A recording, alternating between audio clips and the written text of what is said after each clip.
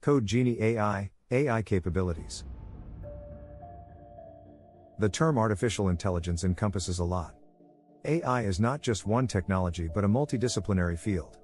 Implementing AI might mean different things depending on the context of the solution. Often it requires multiple capabilities together to meet objectives. For example, vision may be used as a source of data input to an application. In contrast, natural language processing and machine learning are used to understand and process the information, and speech is used as an output mechanism as seen in some robotics implementations. The key AI capabilities are natural language processing, NLP, expert systems, vision, speech, planning, robotics. Many of these capabilities draw from multiple disciplines of knowledge. Some experts consider cognitive computing an AI capability, but opinions vary in this regard.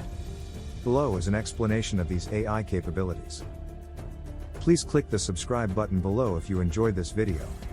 Visit us at code-genie.ai.